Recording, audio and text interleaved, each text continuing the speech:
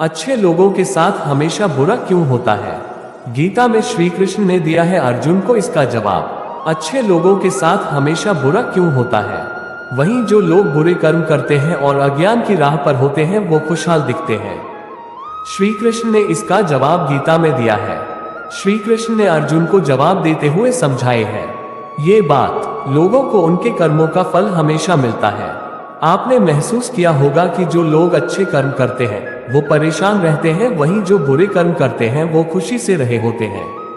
अच्छे कर्म करने वाले परेशान होते हैं कि आखिर उन्हें इतनी परीक्षा क्यों देनी पड़ रही है, जबकि जो अधर्म की राह में है वो खुश है और जिंदगी का लुत्फ उठा रहे हैं। अगर आपके मन में भी ये सवाल आया है तो आज हम आपको इसका जवाब देंगे। ये जवाब वो है जो भगवत गीता में लिखा है और श्री कृष्ण ने अर्जुन को दिया था। भगवत गीता में वर्णित कथा के अनुसार जब भी अर्जुन के मन में कोई दुविधा होती थी तो वो श्री कृष्ण के पास पहुंच जाते थे। एक बार की बात है, अर्जुन भगवान श्री कृष्ण के समीप आकर कहा कि वो दुविधा में है और इसका जवाब वो श्री कृष्ण से चाहते हैं। श्री कृष्ण ने पूछा कि क्या सवाल है? अर्जुन ने कहा, मुझे ये जानना है कि अच्छे लोगों के साथ हमेशा बुरा ही क्यों होता है, वहीं बुरे लोग खुशहाल दिखते हैं। अर्जुन के मुंह से ऐसी बातें सुनकर श्री कृष्ण मुस्कुराए और कहा, मनुष्य जैसा सोचता है और महसूस करता है वैसा कुछ नहीं होता है, बल्कि अज्ञानता की वजह से वो सच्चाई नहीं समझ पाता है। अर्जुन उनकी ये बात समझ नहीं पाए। इसके बाद श्री कृष्ण ने क्या कहा वो जानते हैं। श्री कृष्ण ने अर्जुन से कहा, पार्थ, मैं तुम्हें एक कथा सुनाता हूँ, उसे सुनकर तुम समझ जाओगे कि हर प्राणी को उसके कर्म के हिसाब से ही फल मिलता है। प्रकृति हर किसी को अपनी राह चुनने का मौका देती है। अब वो मनुष्य की इच्छा पर निर्भर करता है कि उसे धर्म की राह चुननी है या अधर्म की। कथा शुरू करते हुए श्री कृष्ण ने कहा, एक नगर में दो पुरुष रहा करते थे। एक पुरुष व्यापारी था जिसके जीवन में धर्म की बहुत महत्ता थी। वो पूजा पाठ में यकीन रखता था। वो हर रोज मंदिर जाता था और दान धर्म भी करता था और हर रोज भगवान की पूजा करता था। वहीं दूसरा पुरुष बिल्कुल विपरीत था। वो हर रोज मंदिर तो जाता था लेकिन पूजा करने नहीं, बल्कि मंदिर के बाहर से जूते चप्पल चुराने।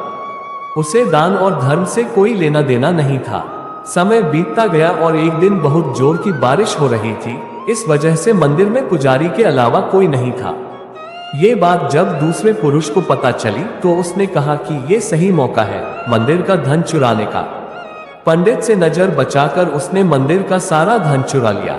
उसी समय धर्म कर्म में विश्वास रखने वाला व्यक्ति भी मंदिर पहुंचा। दुर्भाग्य से मंदिर के पुजारी ने उसे ही चोर समझ लिया और चिल्लाने लगे। वहां लोग एकत्र हो गए और उसे बहुत मारा।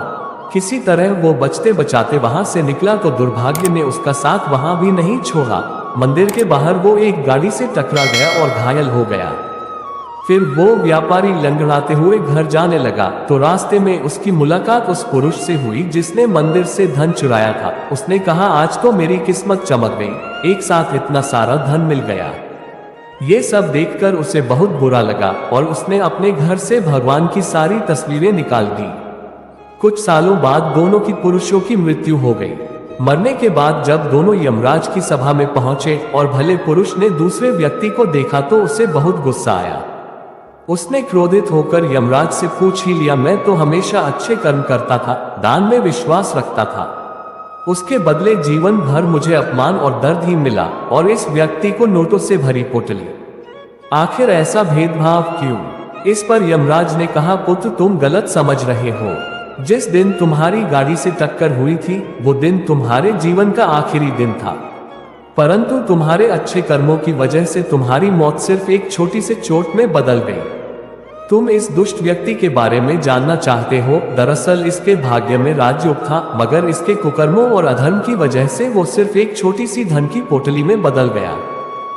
कथा सुनाने के बाद श्री कृष्ण अर्जुन से कहते हैं, पार्थ, क्या अब तुम्हें तुम्हारे सवाल का जवाब मिल गया?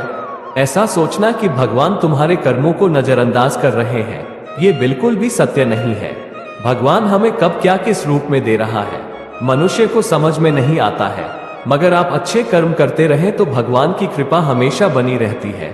इसलिए अपने अच्छे कर्मों को बदलना नहीं चाहिए, क्योंकि उसका फल हमें इसी जीवन में मिलता है। इसलिए मनुष्य का फर्ज है कि वो हमेशा अच्छे कर्म करते रहे। क्योंकि श्री कृष्ण ने गीता में भी बताया है कि किसी के द्वारा किया गया कर्म बेकार नहीं जाता है, चाहे वो अच्छा हो या बुरा। मनुष्य का जीवन केवल उसके कर्मों पर चलता है। जैसा कर्म होता है वैसा उसका जीवन होता है। इस संसार में देखने के लिए बहुत सारे खूबसूरत स्थान है, पर सबसे खूबसूरत जगह है बंद आंखों से अपने भीतर देखना। सफलता खुशी की चाबी नहीं है, खुशी सफलता की चाबी है। आप जो कर रहे हैं उससे अगर आप प्यार करते हैं तो आप जरूर सफल होंगे। बीता हुआ कल जीवन को समझने का एक अच्छा मौका है और आने वाला कल जीवन को जीने का एक दूसरा मौका। अनुमान मन की कल्पना है और अनुभव जिंदगी का सबक है। सच्ची खुशी तभी होती है जब आपकी सोच, कथन और कर्म में समानता हो। जैसे तेल समाप्त हो जाने पर दीपक बुझ जाता है, उसी प्रकार कर्म के क्षीण हो जाने पर भाग्य भी नष्ट हो जाता है। जब मेहनत करने के बाद भी सपने पूरे नहीं होते तो रास्ता बदलिए, सिद्धांत नहीं, क्योंकि पेड़ भी हमेशा पत्ते बदलता है, जड़ नहीं। मौन सबसे अच्छा उत्तर है किसी ऐसे व्यक्ति के लिए जो आपके शब्दों को महत्व नहीं देता। मनुष्य जन्म लेता है तो उसके पास सांसें तो होती है पर कोई नाम नहीं होता। जब मृत्यु होती है तो उसके पास नाम तो होता है पर सांसें नहीं होती। इसी सांस और नाम के बीच की यात्रा को जीवन कहते हैं। न किसी के अभाव में जियो, न किसी के प्रभाव में जियो। ये जिंदगी है आपकी, अपने स्वभाव में जियो। किसी के प्रति मन में क्रोध लिए रहने की अपेक्षा उसे तुरंत प्रकट कर देना अधिक अच्छा है।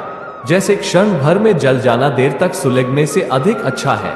मित्र गरीब है या अमीर मायने नहीं रखता, बल्कि वो आपके बुरे समय में आपका साथ कितना देता है यह मायने रखता है।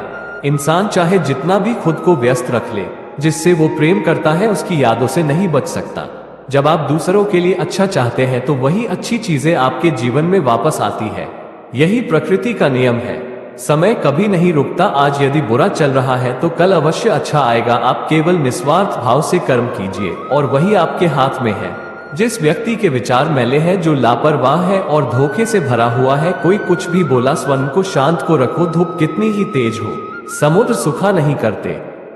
मनुष्य हमेशा अपने भाग्य को कोसता है, ये जानते हुए भी कि भाग्य से भी ऊंचा उसका कर्म है जो उसके स्वयं के हाथों में है।